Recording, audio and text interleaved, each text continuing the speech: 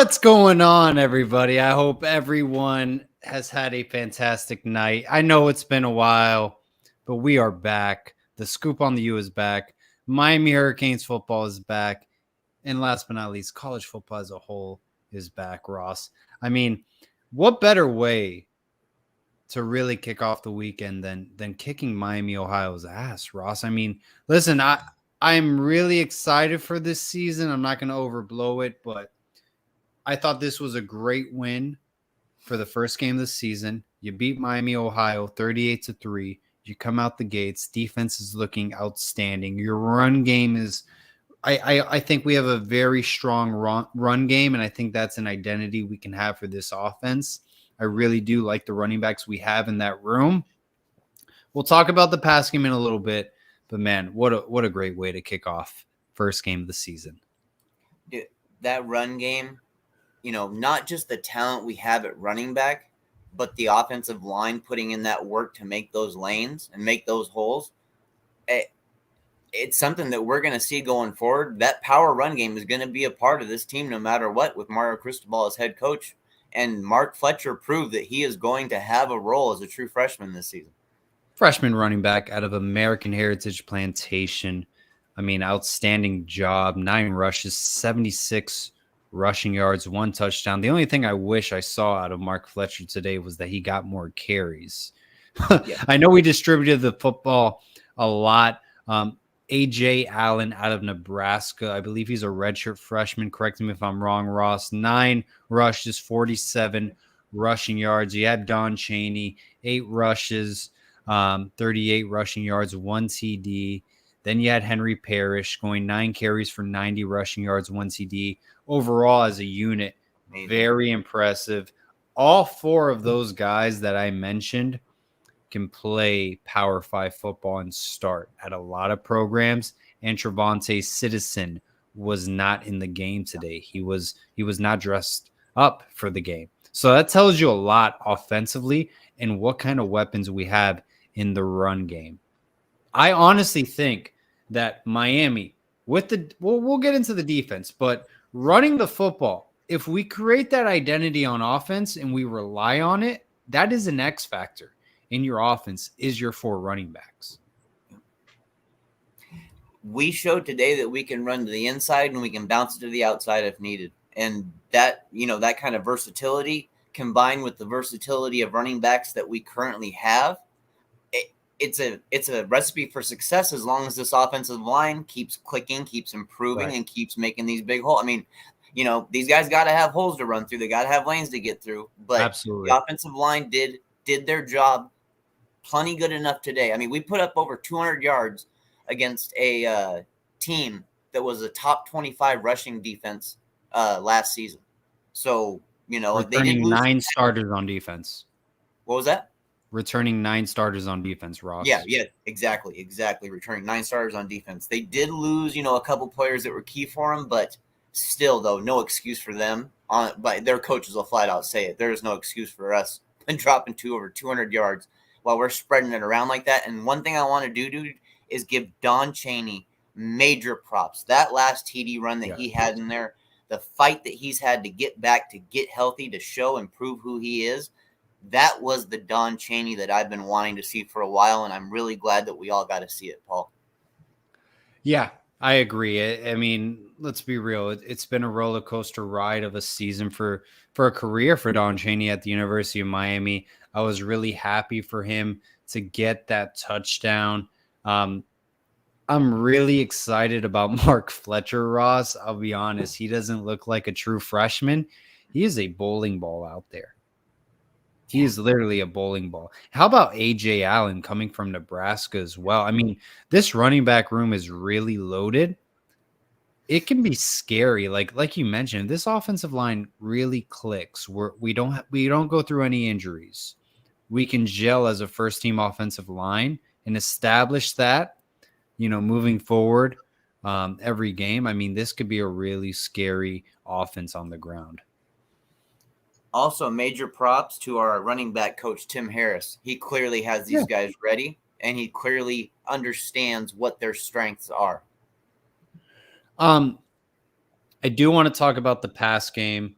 Yep. because I do feel like in the first half, it wasn't gelling at all. Something was off. It just wasn't gelling whatsoever. There was a screen pass to Kobe Young, went for a touchdown. Great. Congratulations. Awesome.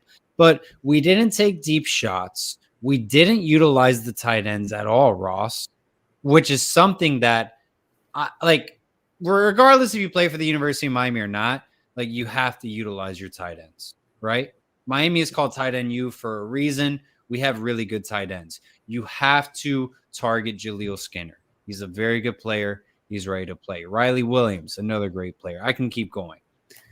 Another receiver that was not really getting any looks was Ray. Nathaniel Joseph. He didn't get any looks today either, which I was disappointed with. The passing game did not gel today, Ross. TVD looked very timid out there. He did not look like he wasn't the whole point of Shannon Dawson's offense was for TVD not to think a lot, just to play football, be natural out there. He was thinking a lot today. He was throwing a lot of floaters in his passes.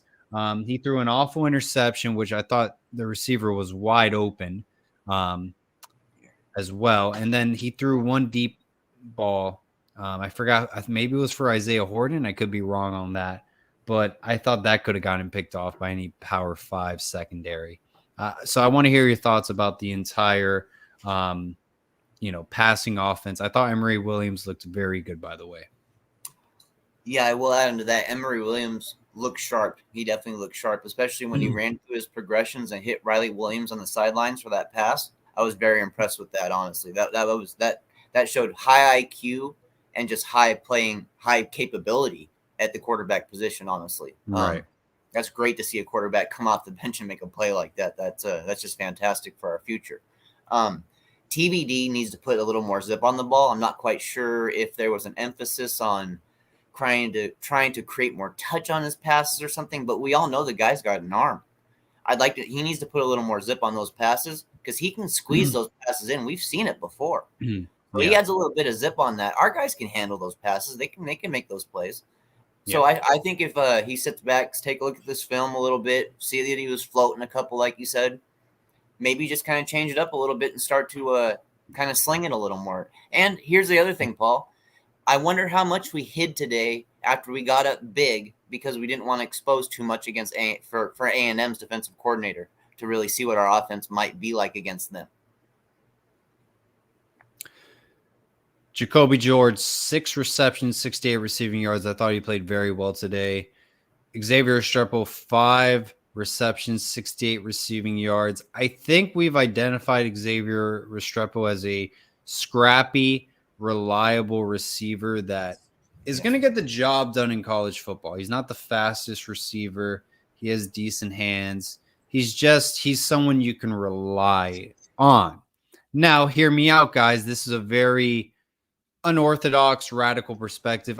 This is my bold prediction. I think Ray is going to, over time during the season, is going to take over Restrepo's role. I think he's that great of a player. We just need to get him in the game more. Okay. We're not giving him looks. It's been one game, but we saw in the spring game, he's ready to go. He can play at the Power 5 level right now. Stop caging him. Put him in the game. Give him targets. That's what I get pissed off at, is when you don't give good players looks during the game. You gave him one look. You got one pass. That's it. You got to feed him the ball more. I think in the staff's eyes, the battle is a lot more between Brashard Smith and Ray right now instead of adding Restrepo because they know what Restrepo can do, and they know that Restrepo is kind of a safety blanket in some ways for TVD, and TVD trusts Restrepo, which is always a big deal when you have that connection. I think the staff is wanting to see here, is Brashard Smith going to be the guy who we hoped he could be? And if not, Ray's got the speed that we need to be able to utilize on the field. And like you said, I could see that if Brashard, doesn't, live up to the hype, I could see Ray moving, ahead of him and getting more chances, just like you said. Absolutely. And Kobe Young as well. I think he's an X factor. for this offense. I really do. You have to target him more. He scored a touchdown off of a tunnel screen pass, right? Took it to the house, 20 plus yards. Keep feeding him. Don't take him out the game. Be aggressive with your pass game. Take more deep shots. Utilize the tight ends, for God's sake. I mean, you have a stack. I mean, you have literally a 30-year-old tight end. He's been in college football. Cam McCormick's been playing college football for 8 years. Throw him the football more. You have Riley Williams. Jaleel Skinner. He's a 5-star recruit. Get these guys the ball more. That's all I'm asking. And I don't think I'm the only one asking this as well. I could see us, like I said, maybe disguising and hiding a little bit of what we want to do with our tight ends, just to not give A&M, a full picture on how we want to run our tight end system coming into that game. But we still, young guys need opportunities though, Paul. And I agree with that. I truly agree. I know a lot of people have been saying, hey, we didn't open up the playbook today because we don't want to show all our colors against a Texas A&M. I heard that under Enos. I heard that under Gaddis. Heard that under Brett Lashley. Listen, man, you play to win the game. Okay? If you want to win the game, you use your tight ends. Coach Dawson thought, hey, we didn't have to use our tight ends today. But I better hope over time we start using our tight ends because there's too much talent in that room to not use the tight ends. So, okay, cool. You don't want to use the tight ends against Miami, Ohio? Fine. But they will win you football games over time. So I am just hoping that they will be used moving forward. That's my only thing. That's the only thing. I totally agree. And I'm on the same page as you with that. And I not only figure that'll happen, I expect it to happen, honestly, because we are tight end U and we have the talent there. And these guys are only going to get more and more prepared and more college ready as every week goes on. Right. And like I said, I can't judge the offense after one game. Give me 4 games and then I have a better perception of what I'm working with right now. I think the run game is an X factor moving forward against Texas A&M. If we put up the results we did today on the run game against Texas A&M, we will win this football game. I thought the defense played amazing. I love the fact that we didn't really give up too many penalties as a team as a whole, but offensively as well. I think the offensive line is gelling together. The pass game needs work. I don't know if we were being vanilla against Miami, Ohio. I don't know. We will find out more, but it needs work. Emory Williams looked really good coming in late in the game. That's all I'm going to say. Yeah. Pointing out the part of defense there, the one thing that I want to say definitely about the defense that I saw today was discipline. And that's something that we haven't seen in a consistent basis anyways for 4 quarters for quite a while now. And it was great to see all 3 levels flying all over the field, Paul. I mean, it was just fun to watch that defense, honestly. That was like a Miami defense. It was fun. It looked like they weren't thinking. They were just having fun out there, which is something I haven't seen in a long time. Yes. Refreshing. It was refreshing. I didn't see this under Diaz as well. I saw this. I didn't see this under Diaz as a head coach. Maybe I saw flashes of it when he was defensive coordinator, but the defense tonight was having fun. They were getting to the quarterback. They had 6 sacks tonight, which is outstanding. Yeah. By the way, our captain transferred from Washington State, Francisco Mauigoa, 5 total tackles, 2 solo sacks. I mean, outstanding job. The linebacker position has been an issue in past years. Yeah. I'm comfortable with it. I'm fine with it now. To see the speed we got and to see how these guys read and react, it's pretty impressive, dude. I mean, you can have speed and you can have guys running sideline to sideline. Doesn't mean they're going to make plays. When you read and react and you make the right plays, you see these guys going downhill like they're going downhill so strong, dude. This is just the Miami kind of defense that I've been looking for a long time. And like you said, it was fun to watch, dude. Flat out fun.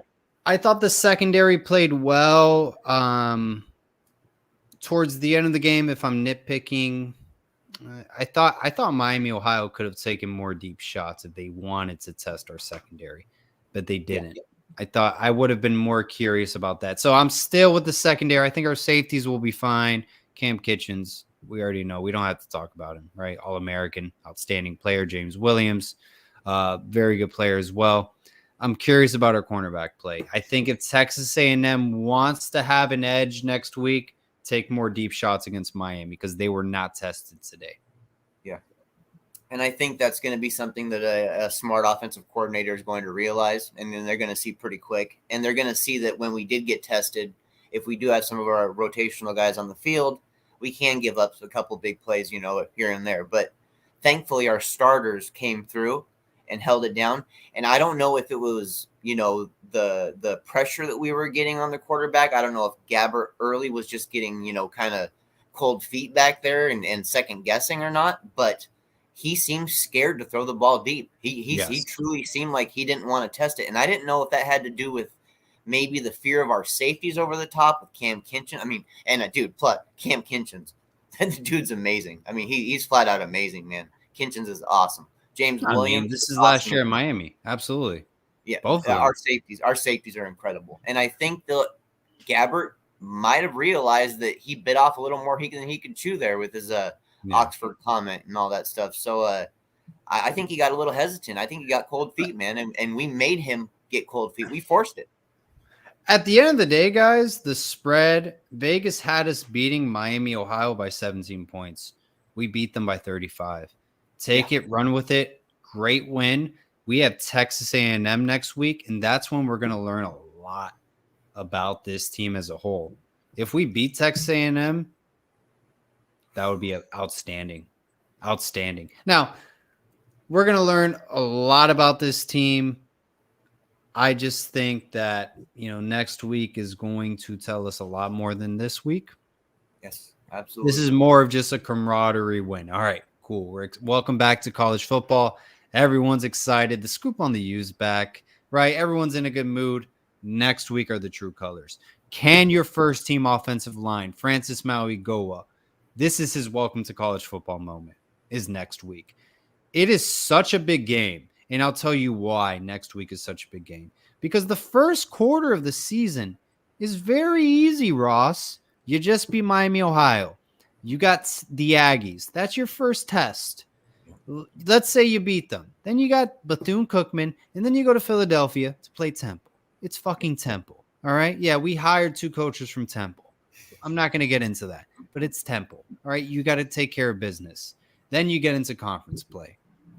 That's when things get serious. You got your Clemsons, your Florida States. You got North Carolina, who's got a very good quarterback, and NC State's a very scrappy team. Your Boston Colleges, your Louisvilles, and the rest, right? Thank God we don't play Duke this year. They're solid with Mike Elko. But, next week's going to be a big test. If we can get over Texas A&M, we can be in a very good position. Don't want to get ahead, but next week's going to tell us a lot about this football team and how far we have come as a football team compared to last year. Yeah, we got 1 week out of the way. We found what worked. We stuck with it. There was no reason to fix what wasn't already, why fix something that isn't broken, right? We found out what was going to win this game. We continued at it, and we just basically played the style of football I think that we wanted to play. I think this is the style of football that Mario Cristobal and the staff honestly wanted us to play throughout this game. What do you think, Ross? What would you like to see improved from week 1 going into Texas A&M week from this team so far? I'd like to see us, even though, we had the Colby Young, short pass for the extended yards, I'd still like to see us get guys in space, short, quick timing passes, and get extra yards off of that stuff. Guys more like, Ray Brashard with a little more speed and stuff. Yeah. I'd really, really like to see that. As far as screens and sweeps and stuff like that, we still are not that great at that kind of stuff, dude. Honestly, it seems like we're not. And I hope to see TVD decide that it's okay to put a little bit more juice behind the ball when he decides to sling it, because Texas A&M is going to be certain plays that certain passes he had in this game. will be picked off by the Texas A&M I DBs that agree. weren't picked off by Miami of A Ohio lot of DBs. floaters. Yeah, A lot of so floaters today. he's got to get a little bit more power behind that and not be afraid to do it. I know there was the finger controversy, the hand controversy, whatever you want to call it. Do you think that played a part in his performance today? Because there was no zip. There was a lot of floaters. He did not look comfortable out there. Call it like I see it. Possibly. I mean, he saw his team was up. He saw what was working. Maybe he just didn't feel the need to really have to push it. Honestly, maybe he just didn't feel the need that he had to really go above and beyond today. He felt that what his team was doing around him was enough to win that game. Okay. Yeah, I'm going to be very curious how he plays. I mean, it's going to be interesting next week against Texas A&M. I'll tell you what, Ross, we got to get Ray Joseph more involved in this offense. We got to get the tight ends more involved. Jacoby George, Kobe Young, Restrepo, that's a good wide receiver rotation to build off of. If you can add Ray in there, add your tight ends, you're going to have a rhythm in the passing game, and your run game is going to be there. Yeah, I think we have the potential to have a very special offense at Miami. If we play our cards right, of course. Yeah. Play our cards right and stay healthy. Stay Absolutely. healthy is a big deal for us, of course. Stay healthy for any team is a big deal, of course. But we've got some nice pieces, and we showed it today. We showed that we got guys that can make plays. We showed that we got guys that can make plays in the trenches, can make plays on the outside, can make plays on the inside, can make plays deep, can make plays short. So, I mean, we kind of had a nice all-around game, even though it wasn't perfect. I mean, you look at the score, we obviously did our job. Right. I agree. What do you guys think in the comments section? What are your thoughts about week 1 against Miami, Ohio? What do you think would you like to see improve going into Texas A&M? What did you love about the game? We'd love to hear in the comments section. Ross, anything you wanted to add that we did not talk about during the game today? I wanted to get your opinion on something. How did you feel about the pass blocking today from the offensive line? That is a very, very good question. I thought it was good at times, and other times we got away because it was Miami, Ohio. Yeah. Okay. So it was kind of a scenario situation where we kind of might have won some battles we might not have won against better players. Right. Exactly. I see. Okay. So we want to tighten it up a little bit there in the pass. Absolutely. Run blocking wasn't bad. It really wasn't bad, honestly. Our running backs did create, after the tackle, which was it's always nice to see. You always want running backs that can absorb tackles and get yards after. But, I did like our approach to the run line. I think we've got a lot more power and size on the offensive line this year, and you can see it. I mean, it's actually a tangible thing that you can see on the field. Right. I agree. Well, Ross, before we wrap it up, do you got anything else to talk about? Look, it's week 1. I'm glad we beat Miami, Ohio. We won by 35 points. Now we're going into Texas A&M. SEC football. We lost them last year. Can we beat them this year? If we play the type of game where we can control the ball with the run game, we have a chance to beat anybody, honestly, because we have always had the talent. We've always had the athletes. The problem has been coaching and development. Maybe now we're right on the right path with the coaching and development. It's week 1. We have a long ways to go, guys. We have a lot to see, but it was still a very, very refreshing and fun week 1 for Miami Hurricanes football, in my opinion, and that I can smile about. Absolutely agree, Ross. Guys, we're really excited to get back on YouTube talking Canes football, and we're excited for Texas A&M week for a pregame show, postgame show, and having some spectacular guests on as well. So thank you, everyone, for joining us tonight.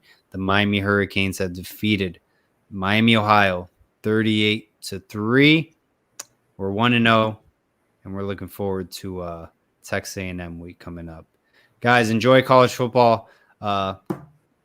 coming back this year. I know it's been a very turbulent, a lot of NIL stuff going on, a lot of conference changes happening. It's a new era in college football, but I hope you guys enjoy it.